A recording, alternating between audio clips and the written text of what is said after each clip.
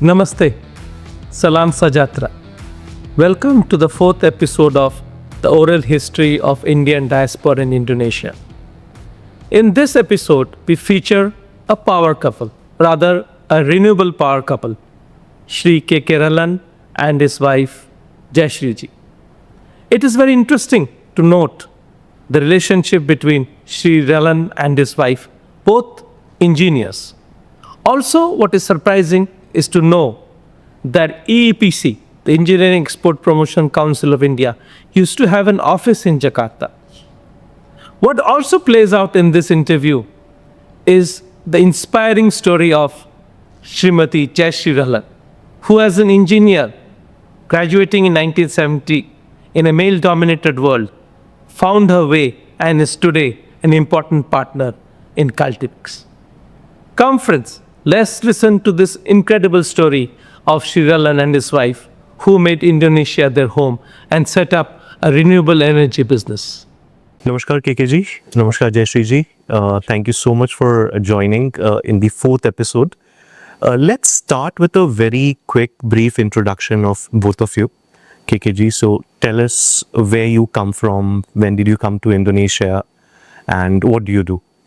Wow, wonderful. Goes back many years. I keep on saying I'm 20 years old with 55 years experience. And so obviously I came in 1980 here. I belong to Delhi. That's where I was born and brought up. And I did my schooling and engineering from India. I passed my engineering in mechanical in 1970. And so after 10 years, then of course I worked in many places. My first job was in Bangalore, International Instruments, if I remember that. Sure. And then where I met Jayashree. And then we moved on to Delhi and I worked in few companies, including BHEL, where I had a stint. And after that, I joined Engineering Export Promotion Council. Sure. And that is where I cut my export-oriented teeth. And in 1980, they sent me over here to Indonesia. In fact, I started the EPC office. I was the first regional manager. And that's where I started to interact and met everybody. Jayashree ji, you moved together? Both of you moved together? Yeah, few months apart. He came in month of March, I think, and I came in the month of October. Okay. Basically, as KK might have told you, that I am also an engineer and I was working and with two kids in India. Okay. I worked in several companies. I met him in the first company where I was working. Sure. But later I moved on to Delhi because he was also in Delhi. And then I have worked in Engineers India Limited and then also National Thermal Power Corporation. Sure. So to come out of that took some time. That's why it took few months to come over here. Sure. When you moved in, Jayashree ji, how old were your kids? Oh, my son was about 2 plus and my daughter was about 6.5, 7. Yeah. Okay. Yeah. So you are originally from Delhi. Roots are in Delhi. How about you? I'm from Bangalore. You're I'm from University of Engineering, Bangalore. Okay. Yeah. And you're born, brought up in Bangalore as well? Yes, totally. Yeah. Okay. Yeah. Okay. Perfect. So let's start with this. I want both your versions of 1980s of Indonesia. Where did you move into in Indonesia? Bipinji, we of course, March 1980, she was spot on. And she came in October. When I came in, I was posted here as a regional manager. And I didn't know anything about Indonesia. I just, in those days, it was a very far away place. People knew only West and the US. So it was a bit strange. But what I found when I came in here, that so many people were there, or of course from the public sector as well, because HMT office was here, just about a year or two old. And then we had the Bank of India, if I remember that was there as well. And there was some people in the private sector, including Mr. Agarwal and all. And we had a very wonderful, small, about 15, 20 odd families, expat families. And when I came over here, of course, the language was the first one, that's obviously. But it was not very difficult as we came to know. I keep on saying you spend first 6 to 9 months you take it in your stride, and then you feel very comfortable. Sure. Most important thing was that I found the people were smiling all the time.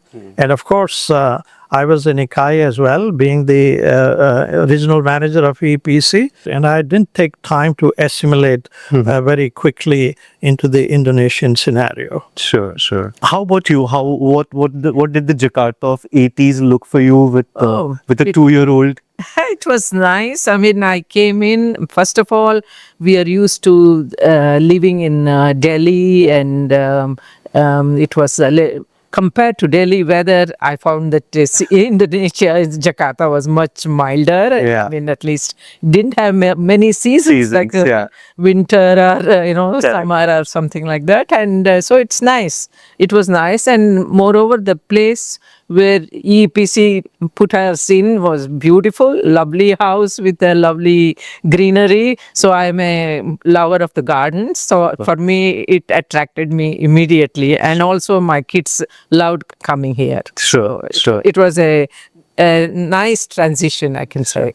So you were working when you moved here? No. For the first year, no, you were on sabbatical. Yeah, since I came in October, I think by the time February or so, I already got a offer here to start working. Yeah. So it so happened because he's in EPC, and many of the Indian industrialists used to come to our house or even some dinners and parties. And then I found one of the entrepreneurs here. He was looking for an engineer to help him in his company, and it was an automotive company. Is that correct? Yeah, it was a automotive company, and he gave me a chance to enter and then start helping them. And it was actually, they were producing Bajaj motorcycles and rickshaws. So since I have an automotive in engineering as one of my subjects, and I could adapt myself very well there. Sure. And that's how my career started in Indonesia. Yeah. Very nice, very nice. KKG, tell us about your journey after that.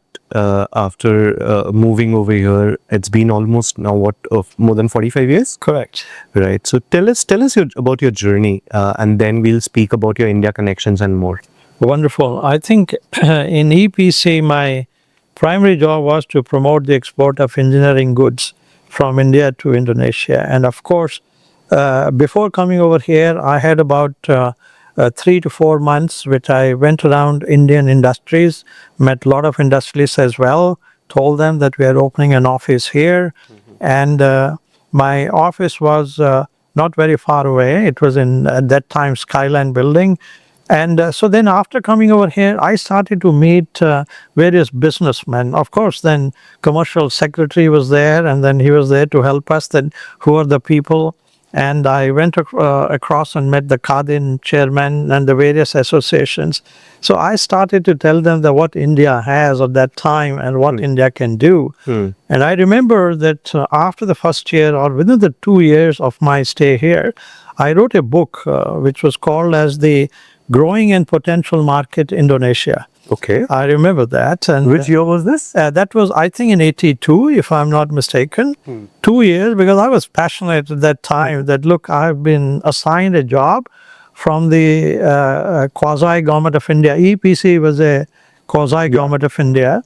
And I said I have to do that. And I had the full backing from the embassy, Mr. Bhutani, ambassador was there at that time. And so, I didn't look back, and that kept me busy. But I must tell you, besides the work, I had a passion to play cricket. And I used to play, and I represented BHEL when I was there. Sure. And then I started the Indian Cricket Club here. Oh, wow. Okay. I was the first one who started that. Which year was this? That was in 81. Okay. Because just as within a year you come and within a year I started it because I was close, and the entire kit came to the embassy because there were a lot of protocols here. Yeah. The imports, restrictions and whatnot. Sure, sure. And so I got it there, and we had the embassy people, I had the expatriates, I had the local people as well. I remember I used to tell them a day before, they ring up their wives to please release your husband on a Sunday. and then send it. And it was beautiful. Where you guys used to play? At that time there was a club called ISKI, International Sports Club of Indonesia. Okay. And it was very funny that the half the pitch was with the aluminum sheet, Okay. and we used to play only at one end. Okay. Yeah, and then how that we started to play, and to create two teams was a You task. didn't have enough players. Yeah, from the Indian side, Sure. but then we had a lot of expats like Australians, English, all Yeah. that. Yeah. And it's all started. And once the people knew that, look, there is a club, and they were very happy to, and then they joined. This was still pre-helmets, right? Yes, absolutely. Pre-helmets. Absolutely pre-helmet. I must also add, Bipinji, that there are only few of us left here, only three of us, who started the India Club. India Club Jakarta. India Club Jakarta, Founders. founder. Wow. There are only three left out. There were only 17 or 18 people. Oh, wow. There were three left out, and I'm very happy to tell. One is, of course, Mr. KK Agarwal. The other one is Mr. Ganesh Grover. He's also here. And the third one is yours truly. Wow. And so these were the three founders which are still there in Indonesia. I'm not sure if you're aware. I'm in the committee right now of India Club. Yeah, okay. But We are glad. Thank you so much. I mean, this is really lovely. I mean, it's such a vibrant club, very non-profit, very forthcoming. Thank you so much for doing this. Thank you. You remember that those days there was only one Indian restaurant. Okay. The Copper Chimney or something, a long time ago in Pasar Baru area. Okay. But then we had started this club and we don't know where to get the food. police Yeah, food. yeah. So every lady in the house has to cook some 50 samosas For or you. 60 samosas. It's a potluck kind of a thing. Everyone brings it That is together. how it used to. Yeah. Tell more about the social life back then. Socially, we all used to get together regularly. There was never a Saturday, Sunday when none of us, met together. At least about 10, 15 of the couples used to meet in somebody's house. We had lovely gatherings and exchange of yummy food, Indian food. Sure. And then also we used to play cards and all these games. And for children, we used to have cultural show.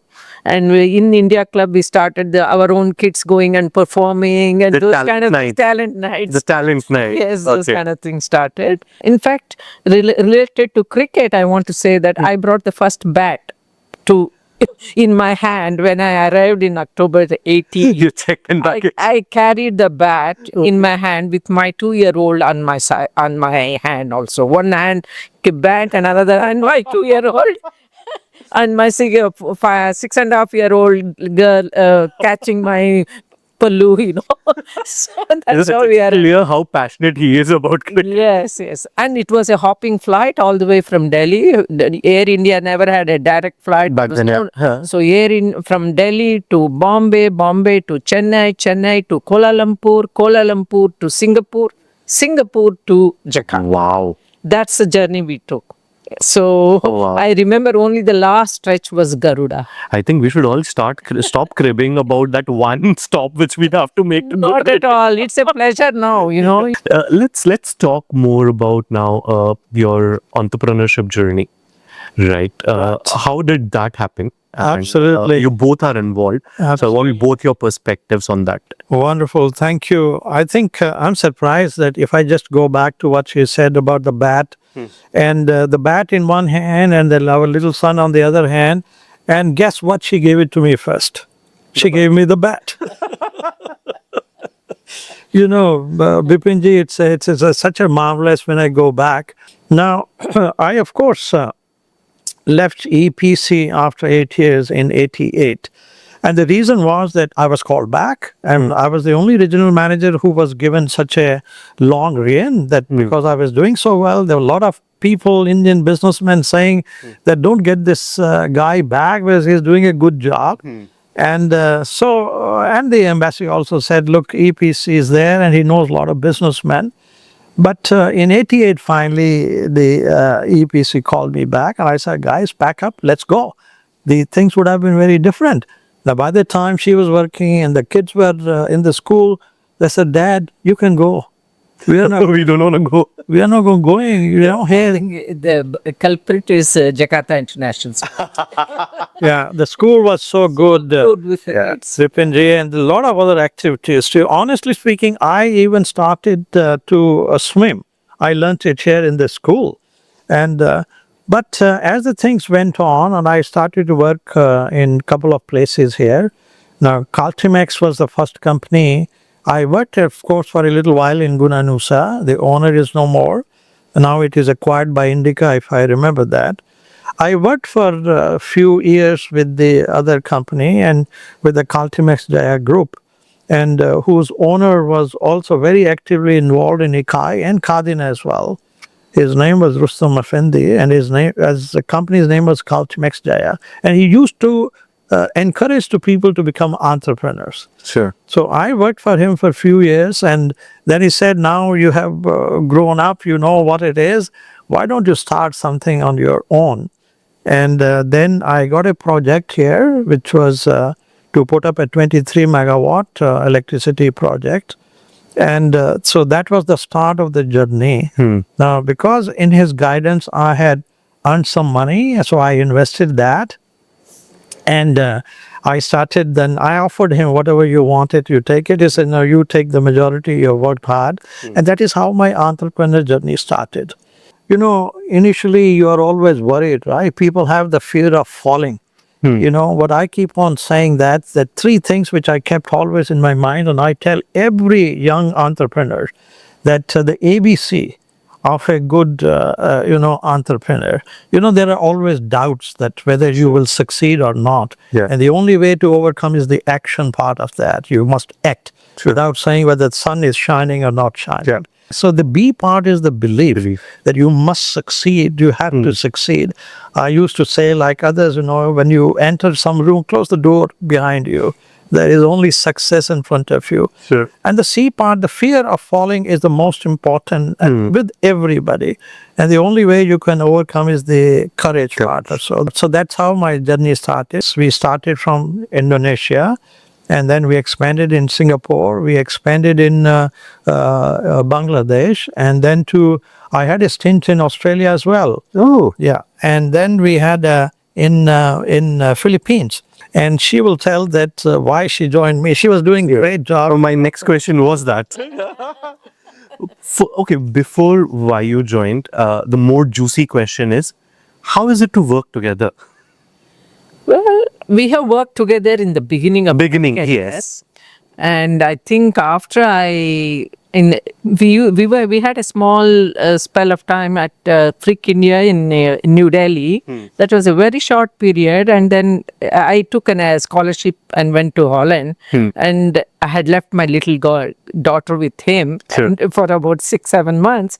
Then when we came back, then I had this offer in Engineers in Delhi. Yeah. So there we started working separately because he was in BHEL and I was with EA. Yeah. So we all, the dining table, I mean, in the dinner time, it's all exchange of information. What happened? Every day is a new day in our professional world. And so it was very interesting. That way we used to exchange and always compliment one another's experience. Then when we came to Indonesia, and he was on his own in EPC, and I'm in automotive industry because the company was taken over by the biggest entrepreneur here in Salim Group. Oh. So I worked for Indomobile, and I have worked there for almost 33 years. Wow. So but for different brands. Yeah. And I've spent most of my time in Hino Motors, Indonesia. Yeah. So that was my experience. But again, we always compliment one another. The skill sets are also complementary. Yes, in a way. And of course, we staunch engineers, kind of competitive spirit. I was coming to that.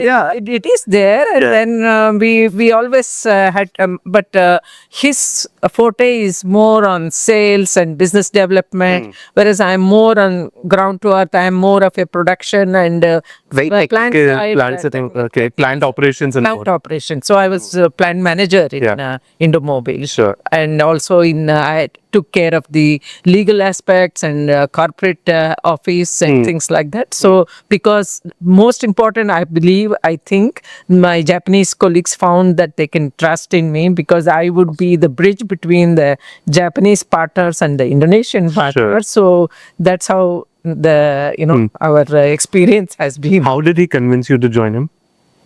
Join him. Okay. Now, it was already, I have already spent 33 years, I said, in Indomobile. Yeah. And then the time came, I'm already 67. So I kind of requested my office, I gave them a year and a half notice period. It's the longest notice period in the history of corporate work. To prepare them, and then I said, okay, I'll be the advisor, and then I moved on. So I am remotely trying to help them whenever they need. Slowly got into the business of helping. Couldn't stay out for long. No. I think I must say that only Bipinji, when she joined me, I realized that everything what I was doing was wrong. Because she was a systems oriented with a Japanese background, and I was a gung ho. I was like a hunter. Yeah. You got to hunt, and then I leave it to the gatherers behind. That's how you do that. They'll run it. Exactly, you run that, and she says, no, that's not the way. So now then she instilled all the systems and all that. We are digitalized. Let's talk about your family, right? So both your kids have grown in Indonesia.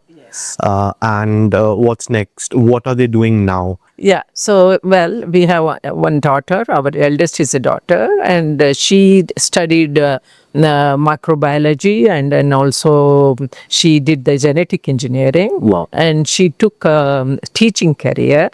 And she was teaching for the IB schools in international schools. She's taught in Jakarta International School. Later, she has gone overseas. She has worked in India, in Canadian International School, and also in Dhaka, Dhaka American International School, and then also in New Delhi, embassy, American Embassy School.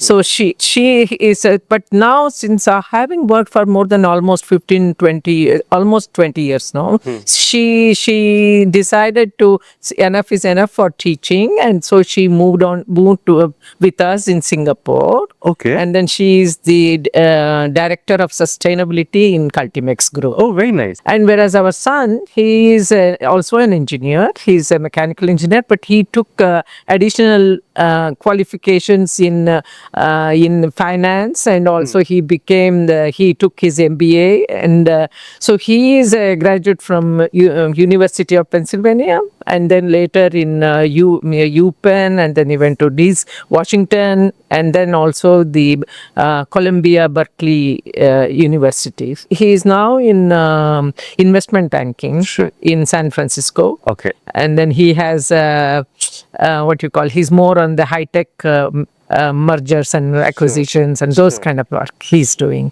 So perfect. Yeah. And we have, of course, 2 granddaughters. That's very nice. And one granddaughter has just graduated, and from university she is a psychologist, and she is now looking forward to joining her first job. Very nice. And then the younger one is about 7 years old, and she's pampered by her father. Out of very quick curiosity, how do you keep yourself so motivated at this age?